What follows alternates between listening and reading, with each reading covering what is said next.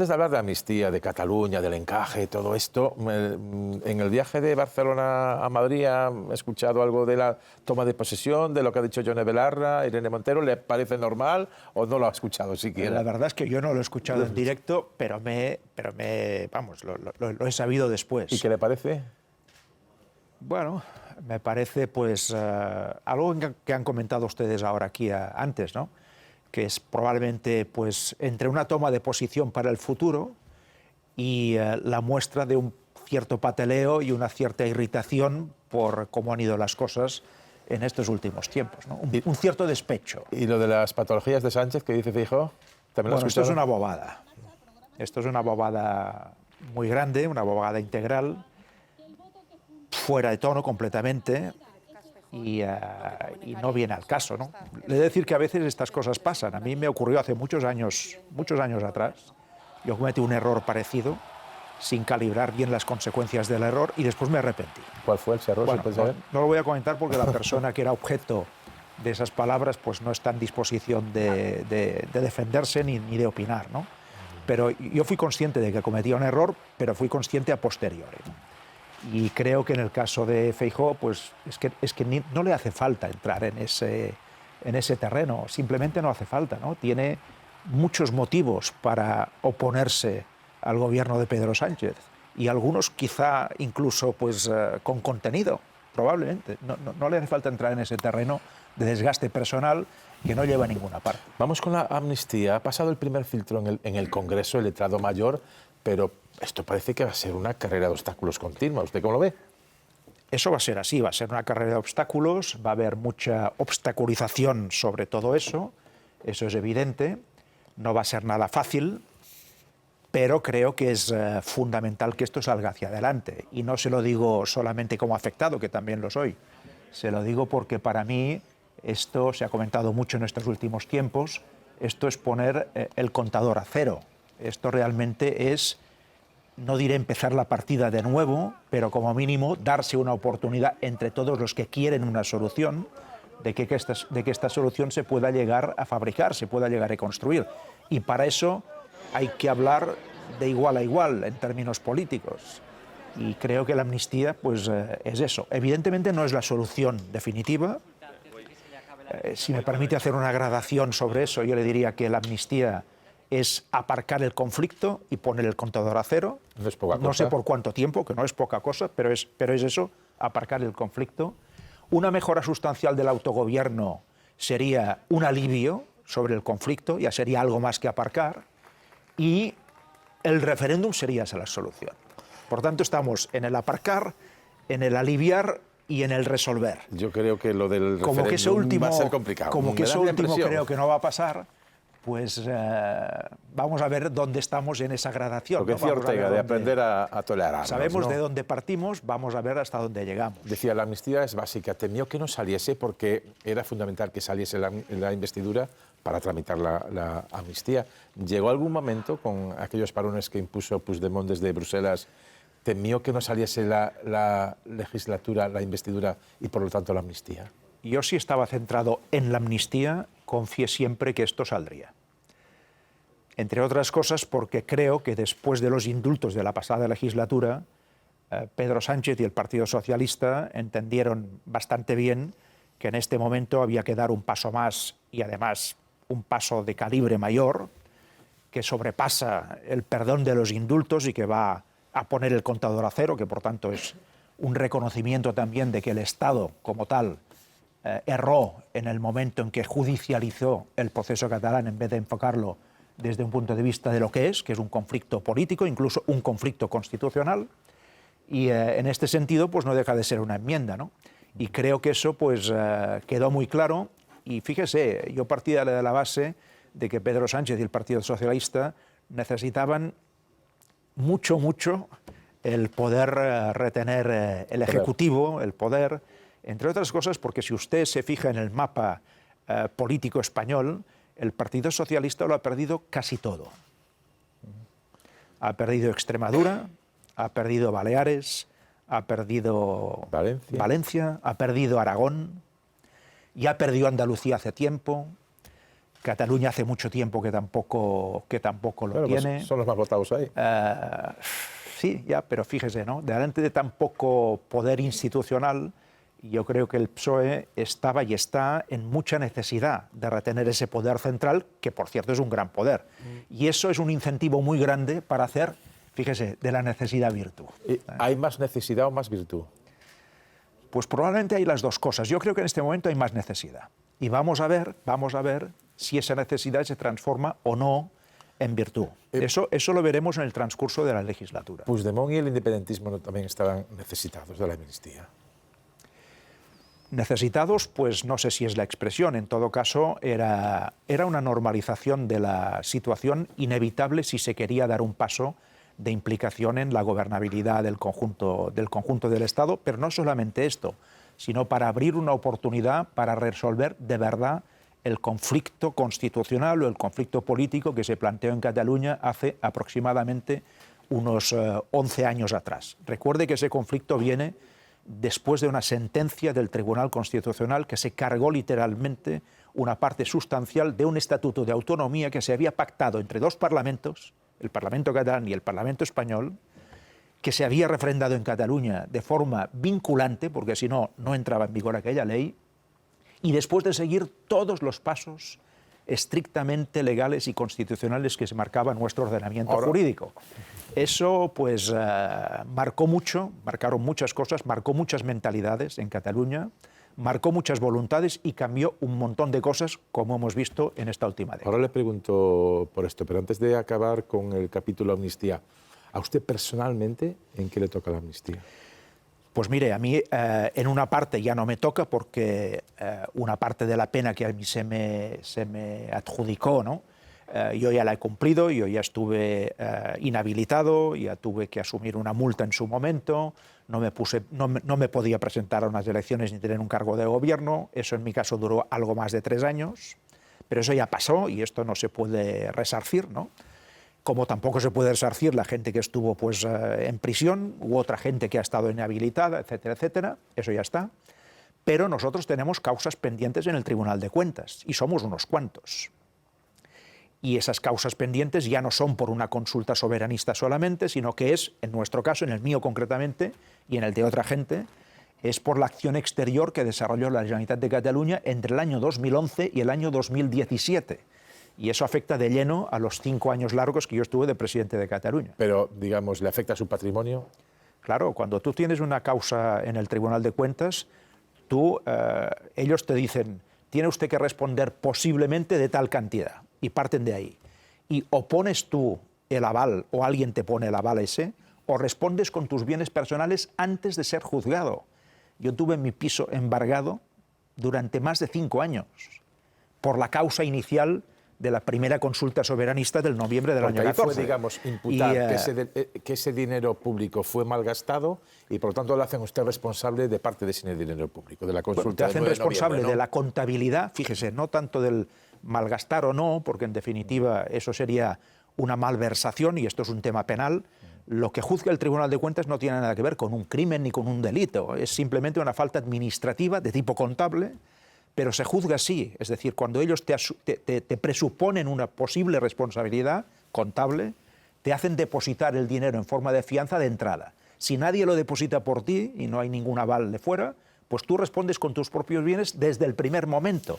Si encima pierdes en la causa, como nos pasó a nosotros por la consulta que hicimos en el año 2014, no solamente pierdes porque lo has puesto ahí, sino que te lo pueden ejecutar y se lo pueden quedar. Y tú te quedas sin nada, con un agravante importante, muy importante, que es que en este caso la administración teóricamente perjudicada, que es la Generalitat de Cataluña, no solamente no reclama nada, sino que le dice al Tribunal de Cuentas explícitamente y por escrito, oiga, aquí no hay nada de que resarcirme, porque todo se gastó correctamente. ¿Eso es lawfare? Pues para mí sí, para mí eso es lawfare. O sea que en España hay lawfare. Sí, para mí sí. Los independentistas, los que hemos estado vinculados a este movimiento, lo hemos notado. Lo hemos notado en nuestras propias carnes. No se nos ha juzgado como se hubiera juzgado a otro. Y no se nos ha juzgado por eso, por nuestras ideas. Usted habla de que eso es parte del origen. Por tanto, yo no digo que todo el sistema judicial español actúe en forma de lawfare, que quede claro, sí, sí. Porque Entiendo. el sistema judicial español es muy amplio, es muy diverso, es muy plural y hay sensibilidades de todo tipo y capacidades de todo tipo. Pero en el tema de la independencia de Cataluña y del derecho a decidir, yo creo que se ha utilizado el sistema judicial como último baluarte de defensa de la unidad de España. Y a partir de ahí, pues este sistema judicial, en parte, se ha, creo yo, esta es mi impresión, extralimitado claramente en sus funciones. Lo de García Castellón hoy... O en sus decisiones, mejor dicho. Lo de García Castellón hoy... Sigue la misma línea. Lawfare. Para mí sí. Es decir, llámale como usted quiera, pero para mí Es como eso... le llaman todos, vamos. Claro, para mí eso es casi delirante. Es decir, intentar... Ahora que se puede llegar a aprobar una amnistía y que se puede poner el contador a cero y rehacer un montón de cosas e incluso intentar que haya una solución a ese conflicto que sigue existiendo una década después de haber surgido, en ese preciso momento, ahora se vincula un tema de terrorismo por ahí en medio, de terrorismo, de verdad, eso aguanta mirarse al espejo y decir, ahí ha habido líderes políticos catalanes que han rozado o que han jugado con el tema del terrorismo. ¿Eso es serio? ¿Eso es normal?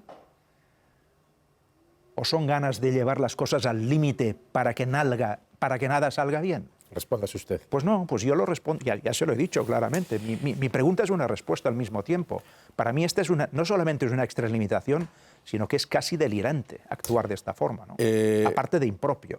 Estas cosas que está usted comentando, como la persecución judicial que usted sufrió, que usted dice que sufrió, económica, lo del juez García Castellón, digamos, esto ya son coletazos del inicio que provocó la ruptura. Usted dice que dijo en algún momento que todo esto se podía haber parado a tiempo.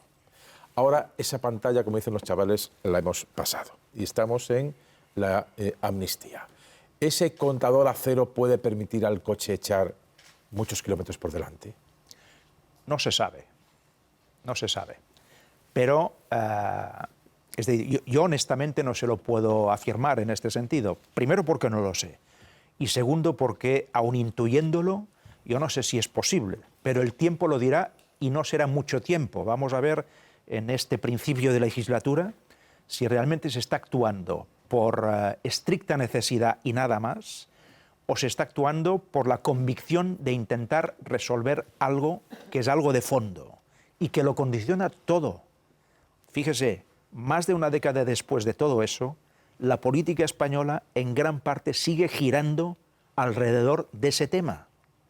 Por tanto, eso no es un calentón de verano, eso no es un soufflé, eso no es un invento de 4 locos cerrados en un despacho que se dedican a sulfurar a las masas en la calle. Eso es otra historia completamente distinta y hay que hacer un intento de aproximación a ese conflicto. Pero también tienen que hacer ustedes un intento de aproximación a los que se manifiestan pues decenas lógico, de miles contra la amnistía. Lógico, también.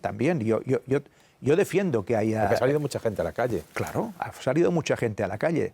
Pero fíjese, saliendo mucha gente a la calle contra la amnistía, compare usted esta mucha gente que ha salido a la calle en contra de la amnistía con la mucha gente que ha salido a la calle cada año durante bastantes años consecutivos a favor del derecho a decidir del pueblo catalán.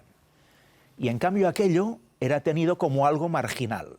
Cuando si usted mira la proporción de la gente que salía en la calle en Barcelona o en Cataluña, con una población de 8 millones de habitantes que es Cataluña, y lo compara con la gente que ha salido ahora en Madrid con 48 millones de habitantes que es España, la proporción no tiene nada que ver. Ha salido mucha gente en Madrid, mucha, pero mucha menos en proporción de la que salía en Cataluña cada año. Y aquello era marginal y esto resulta que es muy impactante y muy importante. ¿En qué quedamos?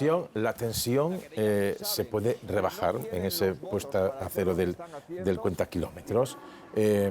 Si este es el primer paso, bueno, el primer paso serían los indultos, ahora sería el acuerdo de legislatura y la amnistía.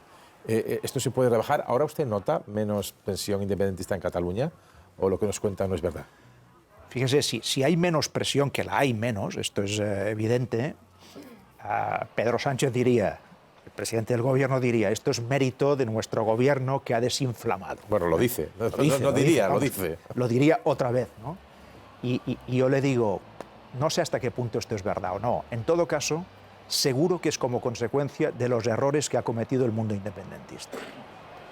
Y eso ha alejado a muchos votantes independentistas de su afinidad respecto a determinados partidos políticos. Y eso no es que me lo invente yo, hay que ir simplemente a la estadística reciente de lo que ha pasado en las elecciones últimas en Cataluña, y se va viendo elección tras elección que el apoyo a los partidos independentistas pues, va bajando. En el caso de Esquerra Republicana es muy evidente, en el caso de Junts no lo es tanto, pero en el global es muy claro que hay menos votos a favor del concepto independentista, porque se han cometido muchos errores. Pues mire, el principal error, creo yo, el que más castiga, es esa evidencia diaria de la falta de unidad de acción. Eso aleja a mucha gente. Yo viví los momentos más álgidos del proceso independentista, pero es que en aquel momento, con todos sus matices, con todos sus problemas, no era el paraíso aquello, ni mucho menos, ¿no? Pero a pesar de eso, había una línea ascendente y de mayor apoyo social cada vez, progresivo. ¿Por qué? Porque la gente veía que había pues, un rumbo, un camino, y sobre todo que mucha gente diversa, plural, que pensaban distinto, iban por ese mismo camino. Después de vez en cuando se pegaban un codazo, pero iban por el mismo camino. Ahora mucha gente está viendo que cada uno va por su camino. ¿Y de quién es más culpa, de Junts o de Esquerra? Yo esto no se lo voy a decir porque tengo mi opinión y yo lo he vivido. No, pues si tiene su opinión, mire, se lo diré de otra forma. Se lo diré de otra forma. Si sabe qué pasa, que yo no estoy en el día a día de la política y creo que mi papel no es meter el dedo en el ojo de este o de aquel otro, porque alguien tiene que intentar reconstruir cosas y que no sea todo un ataque diario. Se lo contestaré de otra forma que se entenderá también, ¿no? A mí me consta desde el año álgido 17 que el presidente Puigdemont en más de una ocasión intentó que aquella unidad de acción no se rompiera. Pero no lo consiguió. O no se consiguió, mejor dicho. Y a partir de ahí pues han pasado 6 años y esto ha ido de mal en peor. Y eso pasa factura.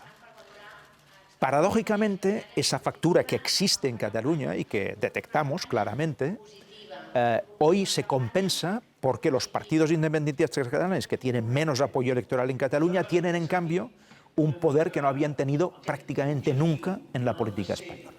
De la habilidad, a mi juicio, de la habilidad de manejar esa influencia y ese poder que existe y que es real, dependerá también una parte, no toda, pero una parte de la recuperación del apoyo soberanista en Cataluña. Interpretando sus palabras, si Puigdemont, que es el líder de Junts, ha tratado de que no se rompieran los puentes con la otra parte del soberanismo, que es Esquerra, entiendo que será el líder de Esquerra el que ha cometido algún error. Es más complejo que eso. Es más complejo que eso. Yo le he puesto este ejemplo porque lo viví personalmente y porque esto explica cosas, pero no las explica todas. La amnistía como método para contador a cero, pero usted dice, lo último para resolverlo es el referéndum. El referéndum sobre la secesión, a mí me parece que eso no va a llegar, pero es una opinión personal que seguramente estoy equivocado. Yo la comparto, señor Fortes, yo la comparto. Pues, creo que no va a llegar, desgraciadamente. Sin que llegue podemos convivir. Sin que llegue a un plazo mediano ni siquiera ese referéndum, ¿podemos convivir el resto de España con Cataluña? Yo entiendo que sí. Yo entiendo que sí porque el referéndum creo que es la solución, pero en el camino hacia la solución hay muchas cosas que se pueden hacer. Es evidente que si se miran los próximos 4 años, en el caso supuesto de que la legislatura dure 4 años, que ya lo veremos, en esos 4 años, a mi juicio, es casi imposible que veamos un acuerdo sobre un referéndum sobre la independencia de Cataluña, sobre el derecho a la autodeterminación.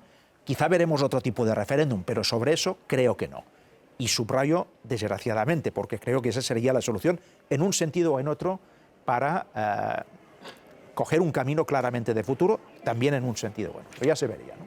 Pero hasta ahí se puede hablar del conflicto político y se pueden poner soluciones encima de la mesa, que quizá no serán soluciones definitivas, pero ¿sabe qué pasa? Que llevamos siglos sin una solución definitiva. Siglos. Por tanto, podemos seguir otros siglos así también. Bueno, ya estamos acostumbrados a que haya una tensión existencial entre Cataluña y el Estado. Esto más o menos ha existido siempre. Lo que ocurre es que de vez en cuando esta tensión se convierte en una olla a presión, que es lo que ha pasado en estos últimos años. Y lo que hay que evitar, a mi juicio también, es que esto se vuelva a convertir a corto plazo en una olla a presión. Vamos a ver de entrada cómo controlamos la tensión, de tal forma que se pueda, pues, encontrar algún tipo de solución. Y ahí creo que una parte significativa de la población catalana, no toda, estaría dispuesta a dar un paso si realmente se ve que hay una voluntad real del Estado de encontrar buenas soluciones para Cataluña. A mí me parece que el Estado, ya le decía, no va a plantear ese referéndum en esos términos, pero sí puede plantear otro referéndum. ¿Hay otro tipo de referéndum que no suponga secesión sí o no, sino más autogobierno y más financiación o autofinanciación que pueda ayudar a la convivencia? Yo creo que de entrada, ustedes creo que lo verán así, los partidos soberanistas catalanes van a plantear el tema del referéndum. De secesión. Sí. Bueno, el referéndum, usted le llama de secesión, me refiero a la se le puede llamar de autodeterminación, vale. Esto se pueden pactar las condiciones, etcétera. Yo le insisto en que creo que esto no va a pasar, pero creo que la posición de entrada va a ser esa. Vamos a ver cuál es la posición de salida del gobierno.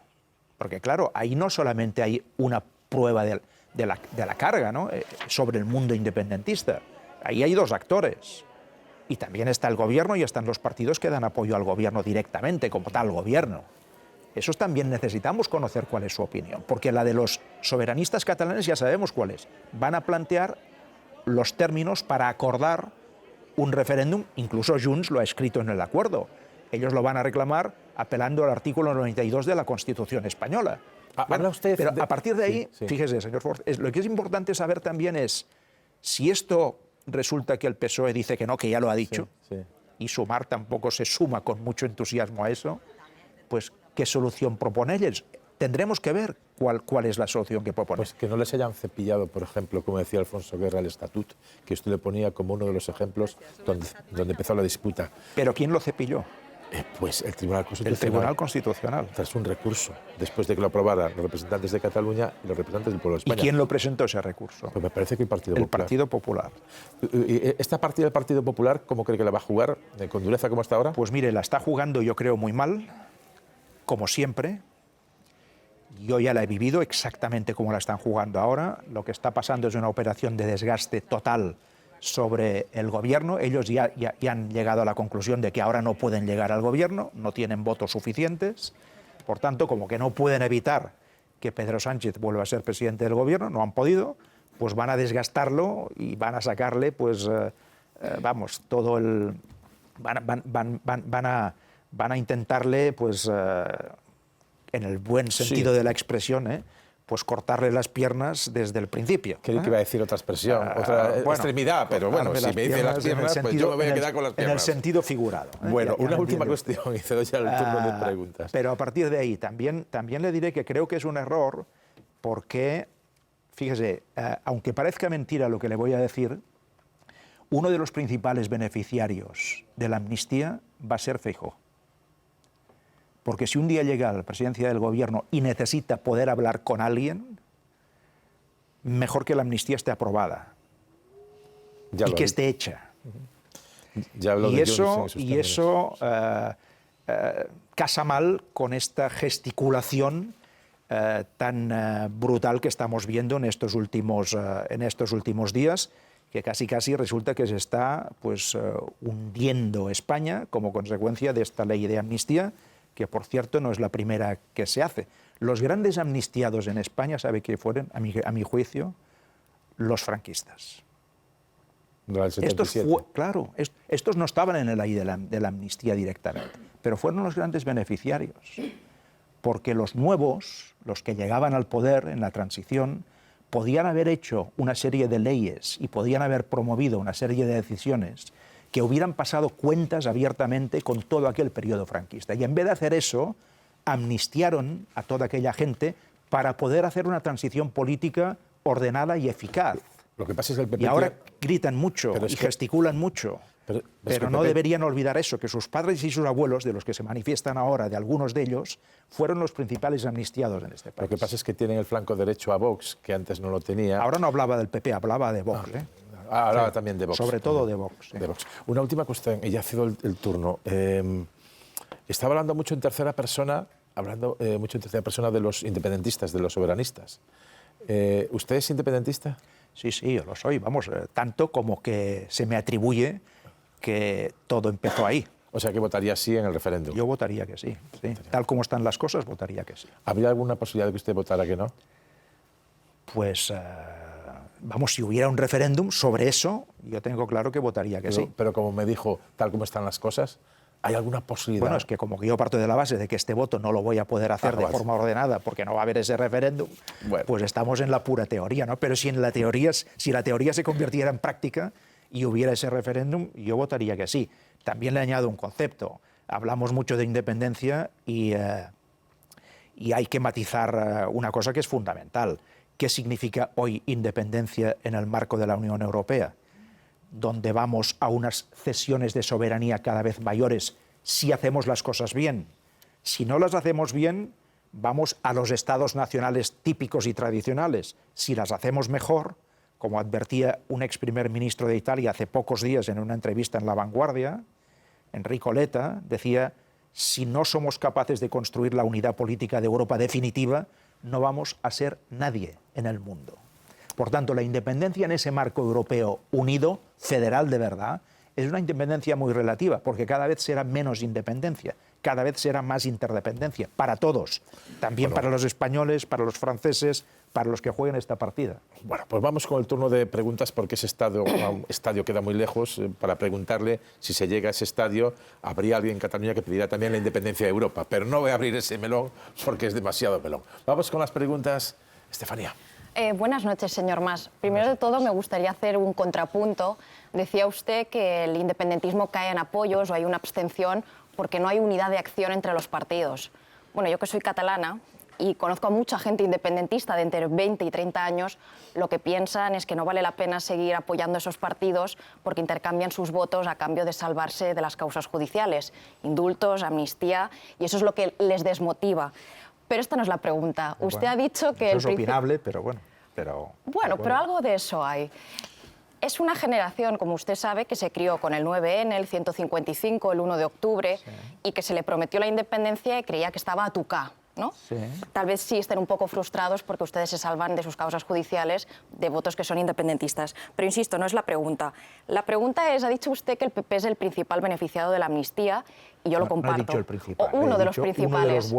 Uno de los grandes beneficiarios. A futuro. Y yo lo comparto. ¿Eso es que usted también cree que Junts a largo plazo puede ser un socio del Partido Popular? Con el actual Partido Popular, no. Fíjese que ni el Partido Nacionalista Vasco no se ha atrevido a acercarse al Partido Popular, porque el Partido Popular hoy en día lleva una muleta integrada en su cuerpo, de la cual no se puede desprender o no se quiere desprender del todo, que se llama Vox. Y mientras eso sea así, la ecuación con el Partido Popular es imposible, o prácticamente imposible.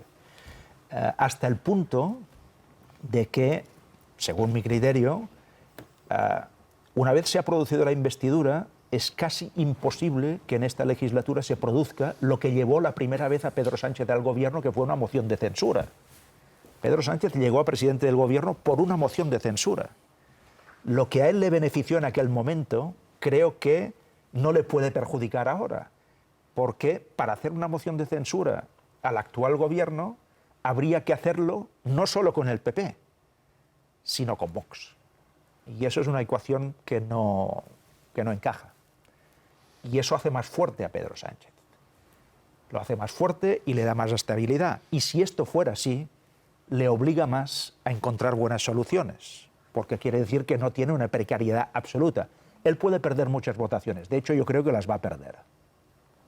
Pero sacarle del gobierno como se sacó a Rajoy para ponerle a él, esto creo que no va a pasar en estos próximos años. Marisa. Sí, señor Mas, yo vuelvo un poco al tema de la unidad de acción, porque usted fue uno de los últimos protagonistas que vivió realmente una unidad de acción entre las fuerzas, Sí. cuando le invistieron a usted por segunda vez, ¿no? Con los votos de Esquerra, con los Correcto. votos de lo que ahora es Junts. ¿Usted cree que esa unidad de acción es posible recuperarla después de que cada uno de estos partidos haya firmado pactos, cada uno por su lado, con el actual PSOE? Debería serlo si queremos que este movimiento en Cataluña siga siendo creíble en el futuro y tenga futuro por él mismo. Si no se produce en ningún momento esa recuperación de la unidad de acción, pues yo creo que por ese motivo fundamentalmente va a seguir habiendo una desafección de una parte de la gente de Cataluña que no se va a sentir tan implicada con esos partidos independentistas. Ahí discrepo un poco de lo que decía Estefanía, en el sentido de que hay mucha gente que tiene la impresión de que se han ido a salvar unos pocos para castigar a muchos, ¿no? Yo creo que eso no solamente es injusto, sino que además no es del todo real. No digo que no haya gente que lo piense, porque es fácil pensar eso, es fácil, ¿no? Pero si usted analiza bien la base de todo, eso es un argumento bastante precario, ¿no? Porque hay que mirarlo al revés. Es, si realmente queremos construir una solución, ¿es posible construirla cuando resulta que los interlocutores que te tienen que estabilizar eso casi cada día o cada semana o cada mes están pendientes de irse a la cárcel o de perder su patrimonio? ¿Eso es una negociación entre iguales? ¿Eso es una negociación justa? ¿Es una negociación incluso posible? Pues no. Por tanto, si realmente, jóvenes o no, queremos construir una solución en este plazo que tenemos por delante, pues oiga, hay que poner a los interlocutores en el mismo nivel de libertad, en el mismo nivel de poder hacer política, en el mismo nivel de poder presentarse a las elecciones, de contrastar sus opiniones y sus ofertas delante de toda la gente. Eso también es la amnistía.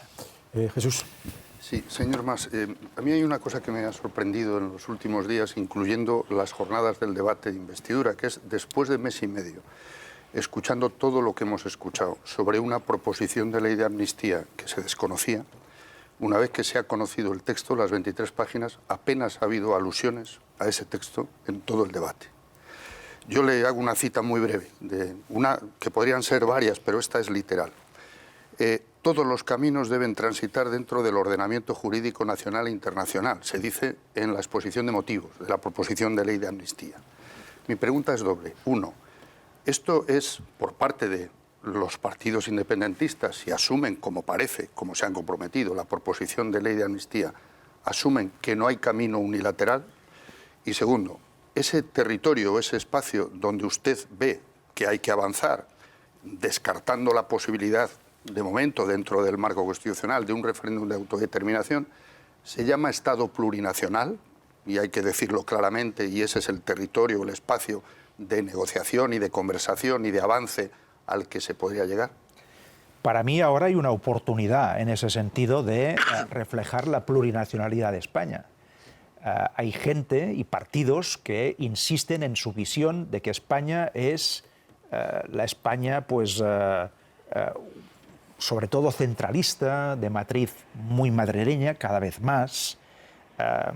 Esta España, pues, en donde todo lo que es importante tiene que pasar en la capital, esa España más centralista, pero esa no es la España real.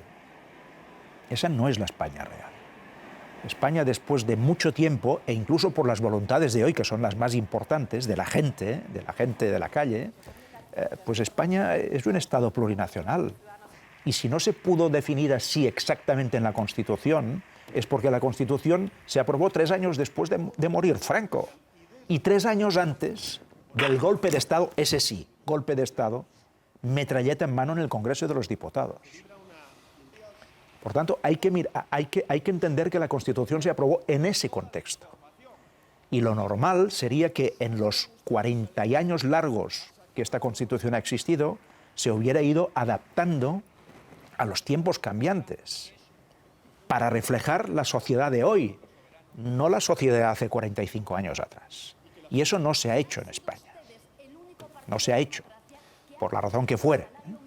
A partir de ahí, pues yo creo que ahora hay una oportunidad de oro para que esa plurinacionalidad pues, se plasme institucionalmente, porque es la realidad del Estado. La unilateralidad. Mire, la unilateralidad, si usted lo mira fríamente, yo creo que usted apuntaba en este sentido, ¿no? Pues en el fondo, si los partidos independentistas están jugando la partida claramente de entenderse para que haya una mayoría gubernamental y parlamentaria en el Estado, pues es el hecho evidente, no hace falta proclamarlo a los cuatro vientos, de que tú estás jugando ahí en este juego. Y por tanto, que lo digo no en términos de juego, esta partida, ¿no? Estás jugando ahí. Por tanto, no hay que reclamarle cada día que renuncien explícitamente a la unidad. Por una razón muy sencilla, porque nadie le pide a las fuerzas políticas españolas que renuncien a aplicar otro 155, otra intervención de la autonomía catalana, que también es unilateral esa decisión. Y nadie se lo pide que estén renunciando cada día a eso. Por tanto, oiga, ni una renuncia ni la otra. Se supone que mientras se juegue esa partida, con habilidad y con ganas de resolver cosas, pues es evidente que nadie va a asumir medidas unilaterales, porque esas se utilizan cuando estás en el límite de todo, no por voluntad propia, porque son muy incómodas. Última pregunta, Enrique. Sí, buenas noches, señor Mas. Usted se ha expresado con tanta franqueza que casi me invita a mí también a expresarme muy sucintamente. Yo votaría que no, pero estoy de acuerdo con la amnistía. Dicho esto, quisiera preguntarle lo siguiente. Con el acuerdo se abren unas negociaciones, no diálogo, precisaron ustedes. Unos temas que están fijados en el acuerdo entre Junts y el Partido Socialista y a su vez Esquerra Republicana y el Partido Socialista. Pero a su vez, esto significa, y esto ya se plasmó en la votación de investidura, que ustedes regresan a la política, su formación política regresa a la política española en un sentido fáctico. Estaban sentados en el escaño, pero estaban lejos de la política española. Yo quisiera preguntarle si esto va a significar en los próximos meses que ustedes, digamos, van a volver a entrar en materia. Me refiero a los temas sectoriales, me refiero a los temas económicos, me refiero a los temas socioeconómicos. Y si ustedes, de alguna manera, en cooperación más o menos intensa con el Partido Nacionalista Vasco, van a formar algo que podríamos definir quizá como el ala derecha de la mayoría parlamentaria. Pues mire, yo no le puedo responder por Junts porque yo no represento a Junts, así de claro. Eso tiene usted que preguntarlo a gente que en este momento estén al frente de la dirección. Le daré mi opinión personal para lo que pueda servir. Primero, Junts no se alejó de la política, tal como usted la ha definido, sino que, a mi juicio, la alejaron de la política. ¿Por qué? Porque en la pugna que hay en todas partes, también en Cataluña, convenía más que Junts estuviera ahí en medio de los árboles del bosque, sin que se le viera demasiado, y sin que tuviera demasiado protagonismo. No diré que esta sea la única razón por la que Junts quedó alejada, pero una razón poderosa fue esta. En el momento en que la aritmética ha llevado, un poco pues por paradoja, ¿no?, ha llevado a esta situación que tenemos, en donde Junts es determinante absolutamente, junto con otros muchos partidos políticos, pues ya han visto ustedes cómo Junts ha jugado sus cartas. Y las ha jugado, como se decía ahora, con un sentido positivo de intentar encontrar soluciones. Y eso está en la raíz del pacto. Fíjese que en el pacto no hay acuerdos más allá de la ley de amnistía. No hay muchos. Hay un poco la metodología, seguramente pues algún mediador de tipo internacional. Eso forma parte del pacto.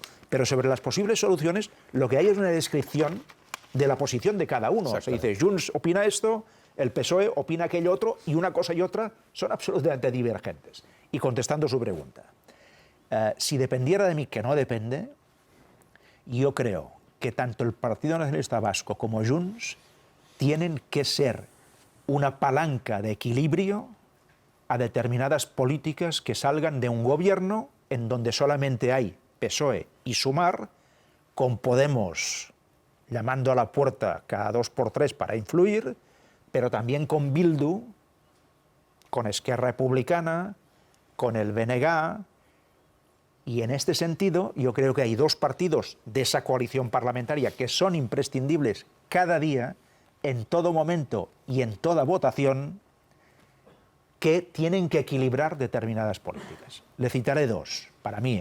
Una, alguien tiene que volver a hablar en serio en este país de economía productiva, de la única que sostiene un estado del bienestar a futuro. Hoy nos han advertido una vez más desde Europa de que las finanzas públicas españolas van hacia adelante, pero están en situación de riesgo o de límite. Por tanto, o aquí se hace funcionar bien la máquina económica del conjunto del Estado, y eso necesita mimo en este sentido e ideas claras, o eso a medio plazo, a corto plazo no pasará nada, pero a medio plazo se resquebrajan un montón de políticas sociales y de derechos adquiridos. Y dos, Sí. y acabo, y tienen que equilibrar también que el Estado no lo es todo en un país. No todo es el Estado. Y menos en sociedades como la catalana, o la vasca, creo, o la gallega, en donde hay una sociedad civil organizada muy potente en muchas disciplinas que no solamente necesita tener un papel, sino que es determinante que lo tenga. Porque el Estado como tal, por él solo, muchas veces ni llega bien a todo. Yo le agradezco, presidente, muchísimo, de verdad, que haya venido con tantas ganas de hablar, porque han sido 45 minutos aproximadamente donde no solo nos ha contado titulares, que se agradece, ha hecho bastante pedagogía sobre las relaciones entre el resto de España y Cataluña, y yo quería agradecérselo. Pues se lo agradezco. Muchísimas gracias, presidente. A ustedes. Bona nit. Gracias. Bona nit. Bueno, pues hasta aquí el primer